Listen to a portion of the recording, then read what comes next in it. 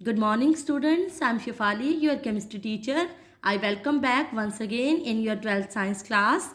Students, today we will continue our chapter solution. Today's topic is solubility. Solubility is of two types: solubility of solid in liquid and solubility of gases in liquid. Before discussing its types, I will tell you about four important terms we will study. इस chapter को समझने के लिए, इस topic को समझने के लिए आपको पहले ये चारों टर्म्स क्लियर होनी चाहिए. First is dilute solution. Dilute solution, इसकी ज़्यादा डेप्थ में ना जाते हुए मैं आपको जस्ट इसका ओवरव्यू दूंगी, जस्ट इसका बारे में आपको पता होना चाहिए. डाइल्यूट सॉल्यूशन वो होता है, सॉल्यूशन के बारे में मैं बता चुकी हूँ, सॉल्यूट को सॉल्वेंट में जब डाला जाता है, जब किसी सॉल्वेंट के अंदर सोल्यूट की जो अमाउंट होगी वो बहुत कम होगी, लेस अमाउंट ऑफ सोल्यूट होंगे जिसके अंदर मीन्स सोल्यूट कम होंगे, सॉल्वेंट ज़्यादा होंगे, तो उस तरह के सॉल्यूशन को हम क्या बोलेंगे? Dilute solution. डाइल्यूट मीन्स जिसके अंदर सॉल्वेंट ज़्यादा होगा. Next term is saturated solution. Saturated solution में क्या होगा? किसी भी सॉल्वेंट के अंदर, फॉर एग्जांपल मैंने जो सोल्यूट डाला वो 37 ग्राम डाल दिया. 37 ग्राम मतलब इसको मैंने 1 बाय 1 डाला, 10 ग्राम डाला, 20, 30, 40 तक नहीं पहुंची, मान लो 30, 35, 37 ग्राम तक मैंने इसको स्टॉप कर दिया. 37 ग्राम के बाद ये सोल्यूट, इससे ज़्यादा अगर मैं डालूंगी तो वो इसके अंदर नहीं घुलेगा, क्योंकि एक सॉल्वेंट के अंदर किसी भी सोल्यूट की सॉल्युबल होने की कुछ ना कुछ फिक्स्ड वैल्यू होती है, फिक्स्ड टाइम होता है, उसके बाद वो घुलना बंद हो जाता है. मान लो कि 37 ग्राम के बाद वो घुलना बंद हो गया, तो उस पॉइंट पे उस सॉल्यूशन को हम क्या बोलते हैं? Saturated solution. Means saturated solution की जो डेफिनेशन हुई वो क्या हुई? No more solute is added. अब कोई भी सोल्यूट एडिड नहीं हो सकता और ज़्यादा ऐड नहीं हो सकता एट ए गिवन टेम्परेचर. ये ध्यान रखना, ये इंपॉर्टेंट पॉइंट है इसके अंदर. इसी टेम्परेचर के अंदर होना चाहिए ये, क्योंकि टेम्परेचर बढ़ाकर किसी चीज़ को घोलोगे तो वो क्या हो जाएगी? घुल जाएगी ना. तो उस पर्टिकुलर टेम्परेचर की बात कर रहे हैं हम. ये होगा सैचुरेटेड सॉल्यूशन. उसके बाद आता है अनसैचुरेटेड सॉल्यूशन. अनसैचुरेटेड सॉल्यूशन होता है, जैसे फॉर एग्जांपल इसको ऐसे समझो, मान लो किसी सॉल्वेंट लिया मैंने, सॉल्वेंट के अंदर मैंने 10 ग्राम सॉल्यूट डाला इस बार. अब ये 10 ग्राम सॉल्यूट के बाद जो इसने सॉल्यूशन बनाया वो क्या करेगा? घुल जाएगा. 10 के बाद मैं और डालूंगी, डल जाएगा.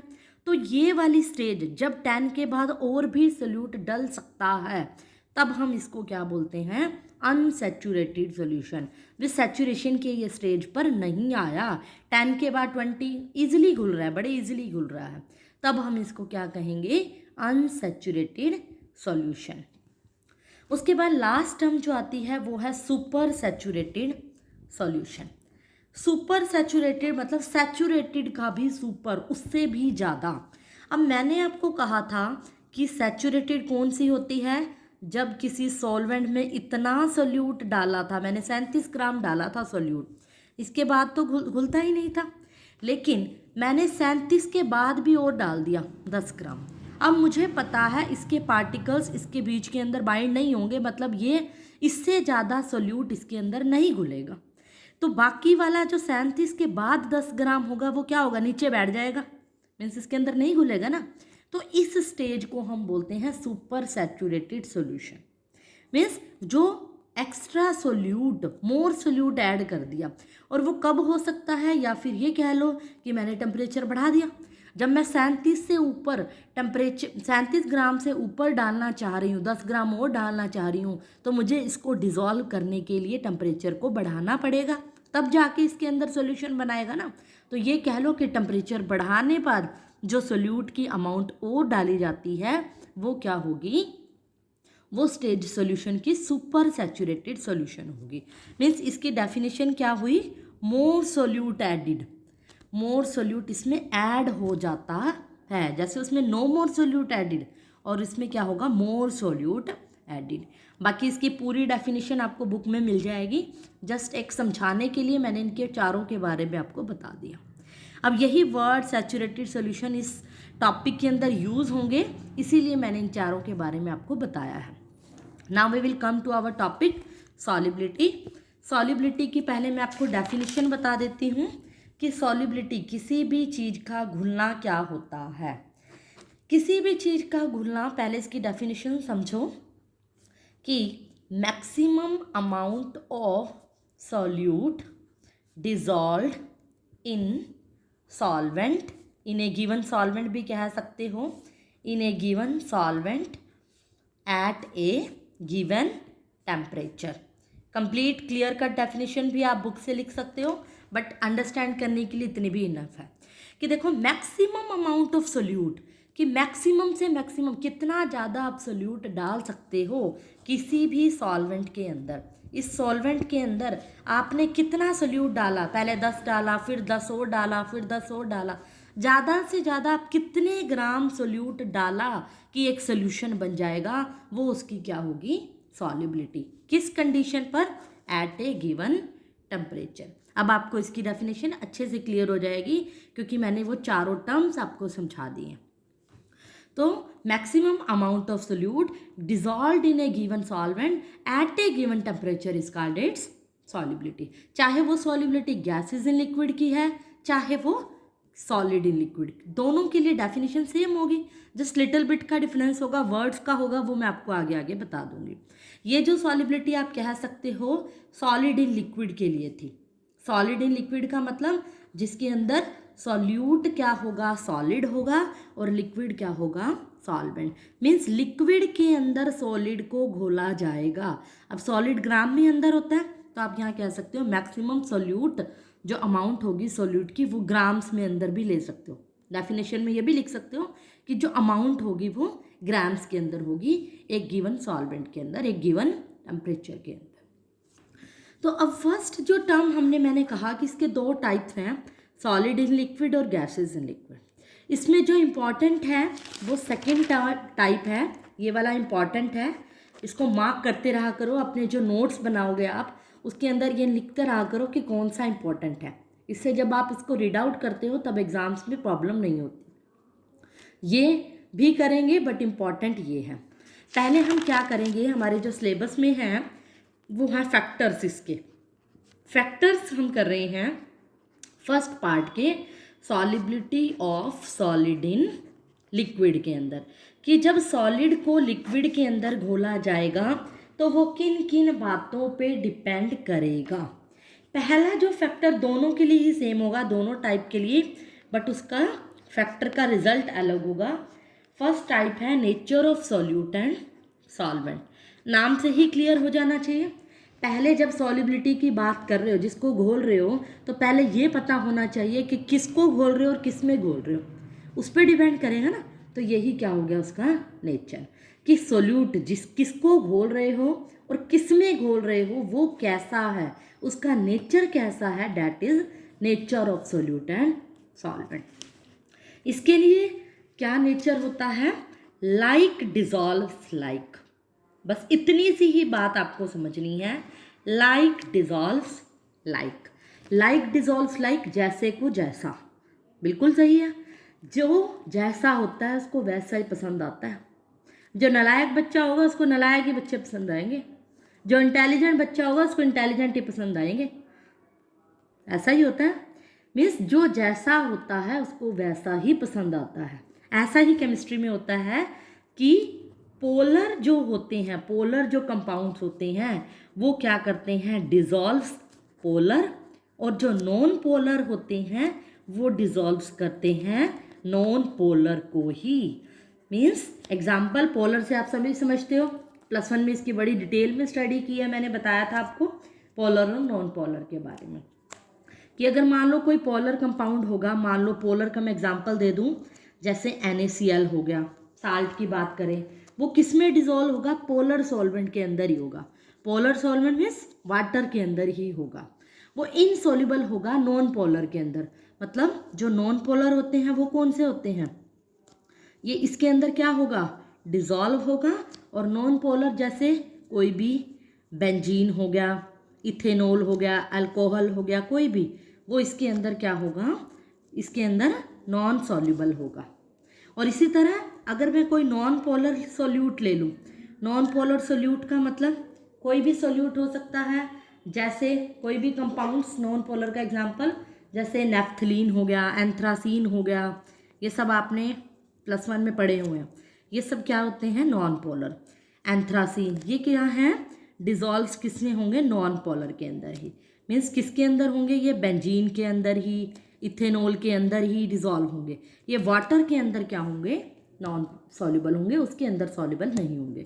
मीन्स आपको यही पॉइंट इसके अंदर हाईलाइटिंग है। ये तो इसके एग्जाम्पल हैं, कोई अदर एग्जाम्पल भी आप बुक में से जो भी आपको मिले वो लिख सकते हो। मेन पॉइंट हमारा ये था।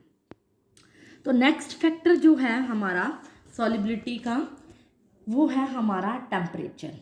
टेम्परेचर का क्या इफ़ेक्ट पड़ता है सॉल्युबिलिटी पे। अब टेम्परेचर के बहुत सारे इफ़ेक्ट हो सकते हैं, मतलब इसके लिए केस डिपेंड करता है क्या है।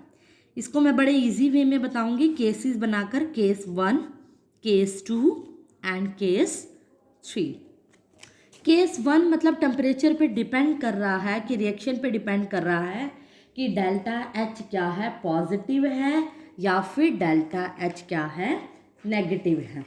अगर तो क्या है, डेल्टा एच हमारे पास नेगेटिव है, डेल्टा एच नेगेटिव से मतलब है कि एक्सोथर्मिक रिएक्शन है, हीट इवोल्व हो रही है। अगर किसी भी रिएक्शन के अंदर हीट इवोल्व हो रही है, हीट निकल रही है, बाहर निकल रही है, तो मैं उसके अंदर टेम्परेचर और बढ़ा दूँ। एक तो हीट पहले से निकल रही है, मैंने और टेम्परेचर बढ़ा दिया, तो सॉल्युबिलिटी पे कैसा इफेक्ट होगा, उल्टा होगा ना, उल्टा होगा। तो सॉल्युबिलिटी क्या होगी, डिक्रीजेस। ये डाउनवर्ड जो मैंने साइन बनाया वो डिक्रीजेस का, ये सिंबल होते हैं केमिस्ट्री में, +1 में भी हम यूज़ करते थे। और इसी तरह केस सेकंड देखो, डेल्टा एच क्या लूँ जब मैं, पॉजिटिव लूँ। पॉजिटिव का मतलब एंडोथर्मिक रिएक्शन।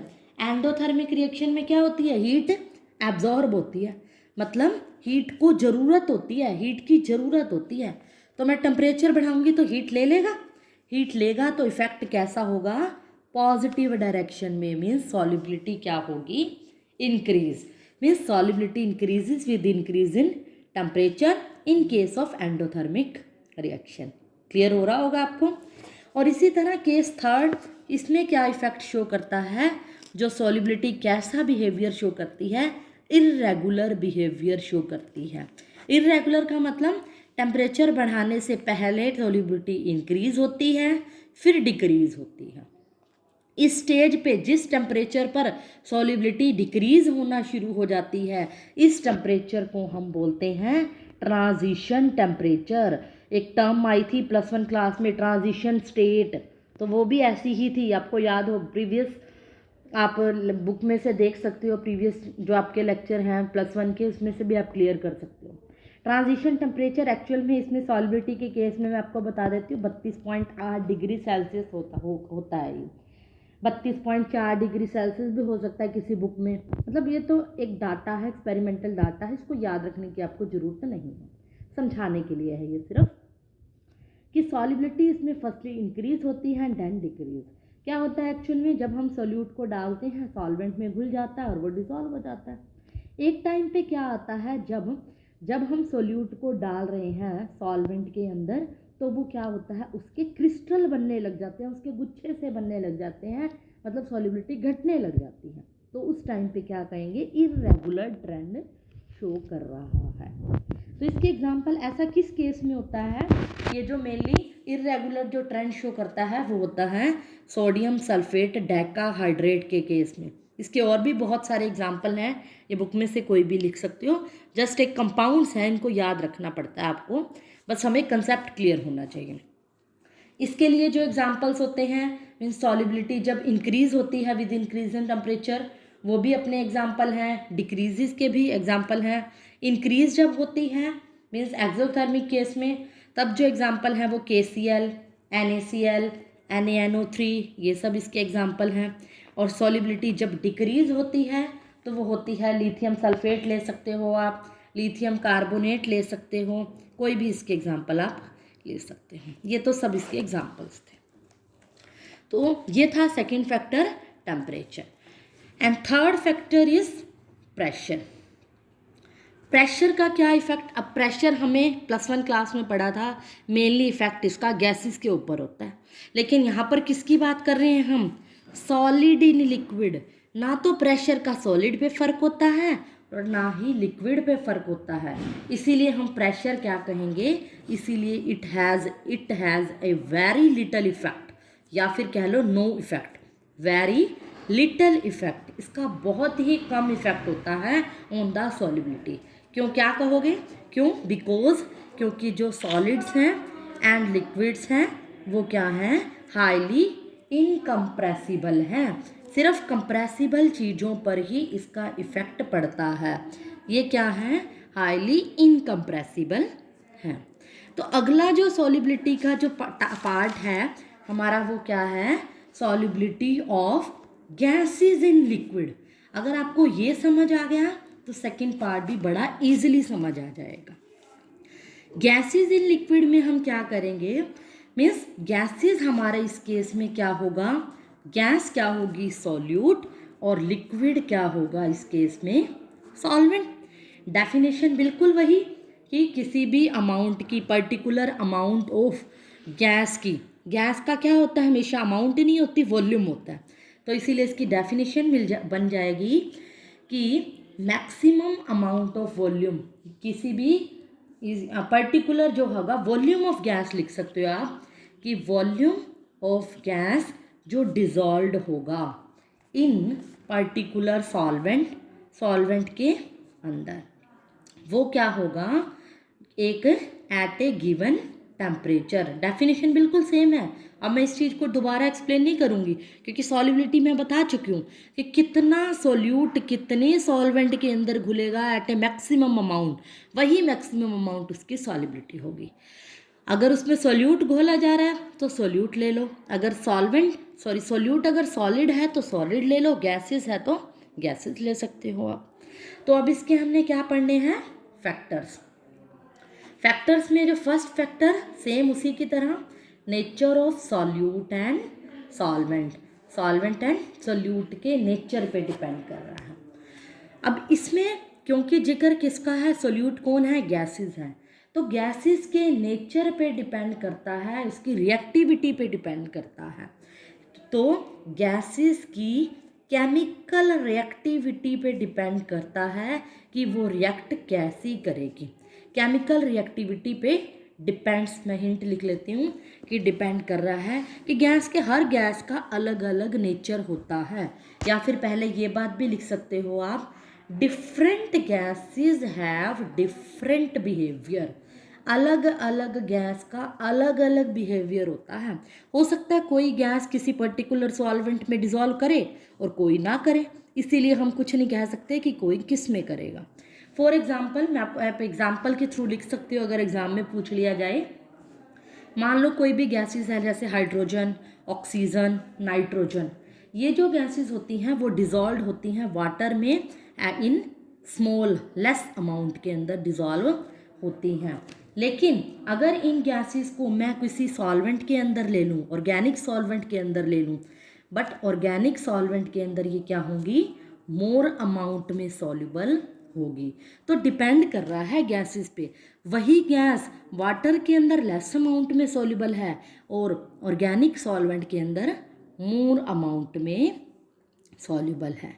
इसी तरह कोई और गैसेस का एग्जांपल भी लिख सकते हैं कि इस और अदर गैसेस जो वाटर के अंदर ज़्यादा अमाउंट में सॉल्युबल हों, जैसे अमोनिया गैस होती है जो मोर सॉल्युबल होगी वो वाटर के अंदर मोर सॉल्युबल है बट लेस सॉल्युबल है अदर कोई भी ऑर्गेनिक सॉल्वेंट के अंदर। तो गैसेस के नेचर पे डिपेंड करता है, अलग अलग उसका बिहेवियर कैसा है, वो किसके अंदर कितना डिसॉल्व होगा।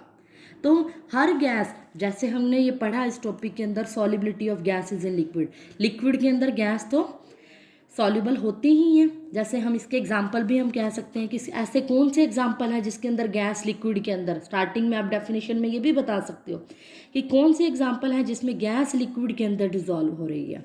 मीन्स जैसे आप देखते हो example aquatic animals, aquatic animals जो होते हैं, पानी में रहने वाले जीव, वो क्या होते हैं, पानी के अंदर डिज़ोल्व्ड ऑक्सीजन होती है, तो उसके अंदर गैसेस डिज़ोल्व है ना वाटर के अंदर। और कौन से एग्जांपल है, कोल्ड ड्रिंक, सेकंड बड़ा ही फेमस एग्जांपल है।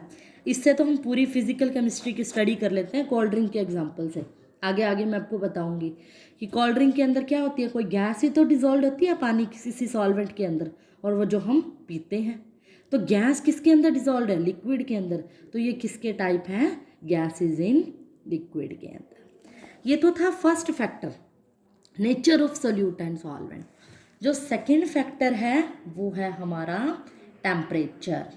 अब टेम्परेचर पे क्या इफेक्ट है, अब क्योंकि गैसेस की बात हो रही है, गैसेस का मतलब, इसका मतलब गैस प्लस सॉल्वेंट किसी के अंदर मैं डाल रही हूँ, ये सोल्यूट हो गया, ये सॉल्वेंट, और मिलकर क्या बनाता है, सॉल्यूशन। और आपको ये बात पता होगी, किसी भी गैस को जब आप किसी सॉल्वेंट के अंदर डिज़ोल्व करते हो तो जो सॉल्यूशन बनता है तो ऑलवेज हीट क्या होती है, रिलीज होती है। मीन्स डेल्टा एच होता है उसके अंदर positive, we delta H sorry negative. Means इसके अंदर क्या होती है, हीट जो होती है हमेशा क्या होती है, रिलीज होती है। अगर इसके अंदर हीट क्या है, रिलीज हो रही है, हीट रिलीज हो रही है, तो मीन्स इसका टेम्परेचर बढ़ाने पर इफेक्ट क्या होगा, उल्टा होगा। एक तो इसके अंदर पहले ही हीट रिलीज हो रही है, अगर मैं टेम्परेचर बढ़ाऊंगी तो सॉलिबिलिटी क्या होएगी, डिक्रीज होगी ना, क्योंकि इसको हीट की नीड नहीं है। टेम्परेचर बढ़ाया तो सॉलिबिलिटी क्या हो गई, घट गई। तो गैसेस के अंदर तो कोई केस लेने की जरूरत ही नहीं है कि एक्सोथर्मिक है, एंडोथर्मिक है या क्या है, क्योंकि हमें पता है किसी भी तरह की गैस हो, जब उसको सॉल्वेंट में डालोगे, उसका सोल्यूशन बनाओगे, तो हीट रिलीज होगी ही होगी। और हीट रिलीज होगी तो टेम्परेचर बढ़ाओगे तो सॉलिबिलिटी क्या होगी, डिक्रीज होगी ना। ये पीछे हमने पढ़े हैं पिछले वाले फैक्टर में, इसका मतलब ऑलवेज ये कंसेप्ट लगेगा, ये वाला सॉल्युबिलिटी डिक्रीज, क्योंकि इसके अंदर डेल्टा एच ऑलवेज नेगेटिव होता है। ये तो गैसेस के सॉल्यूट के नेचर पे ही डिपेंड कर रहा है, तो इसमें हमें कोई भी केस डिस्कस करने की नीड नहीं है। इसके अंदर लास्ट जो फैक्टर है solubility of gases in liquid के अंदर, टेम्परेचर के बाद जो इफेक्ट है वो हम क्या लेंगे, प्रेशर का इफेक्ट भी लेंगे। प्रेशर के इफेक्ट में हम क्या लेंगे, एक बात और, टेम्परेचर के अंदर या तो आपको इस बात से, इस कंसेप्ट से भी आप इसको लिख सकते हो, या फिर आप इसके अंदर ली चैटलियर प्रिंसिपल भी लगा सकते हो। ली चैटलियर आपने +1 क्लास में पढ़ा था कि इसके अंदर क्या हो गया, डेल्टा एच नेगेटिव हो गया रिएक्शन के अंदर, और ली चैटलियर क्या कहता था कि इक्विलिब्रियम उस डायरेक्शन में शिफ्ट होगा जिस डायरेक्शन में रिएक्शन क्या होगी, बैकवर्ड होगी। यहाँ पर डेल्टा एच नेगेटिव हो रहा है और मैं क्या कर रही हूँ, टेम्परेचर बढ़ा रही हूँ, बैकवर्ड होगी तो मीन्स सॉलिबिलिटी क्या होगी, डिक्रीज। मीन्स जैसे भी आप करके ली चैटलियर प्रिंसिपल भी लगा सकते हो कि जो इक्विलिब्रियम शिफ्ट होगा वो बैकवर्ड डायरेक्शन में होगा। जब आप ली चैटलियर लगाओगे, बैकवर्ड डायरेक्शन से सॉलिबिलिटी क्या होगी, उसकी डिक्रीज होगी, या फिर ऐसे भी बता सकते हैं। लास्ट जो फैक्टर है वो है हमारा प्रेशर। प्रेशर का क्या इफेक्ट पड़ता है, अब देखो पहले जिस पे इफेक्ट लगा रहे हो उसके बारे में पता होना चाहिए। जैसे कि गैसेस इन लिक्विड, पहले कोई इसका एग्जांपल ले लो। अब गैसेस क्या होती हैं, जैसे उसके केस में मैंने बताया था प्रेशर का इफेक्ट कि वो क्या है, सॉलिड की बात क्या थी, वो इनकम्प्रेसिबल थी, लेकिन गैसेस क्या होती हैं, कंप्रेसिबल नेचर की होती हैं, जो कि कंप्रेस हो जाती हैं।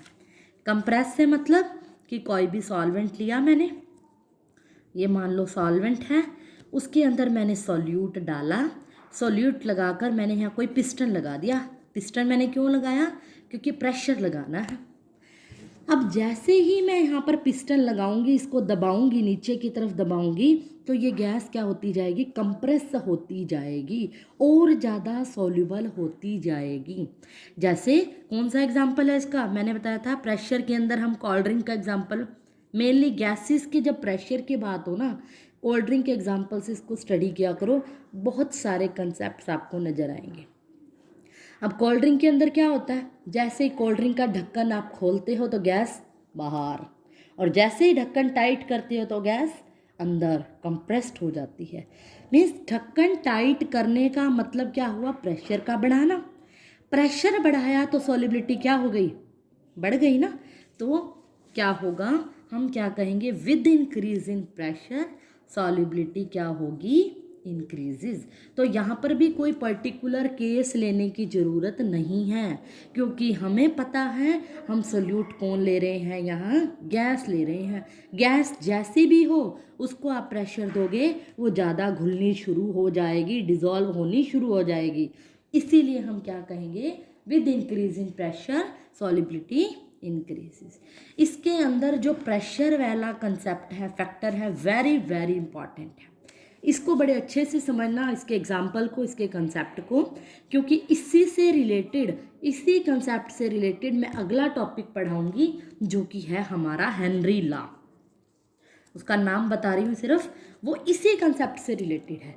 तो पहले आप इसको अच्छे से क्लियर करोगे, इस वीडियो को बार बार देखोगे ताकि ये कंसेप्ट अच्छे से क्लियर हों, फिर हम अगले टॉपिक में हेनरी लॉ पढ़ेंगे।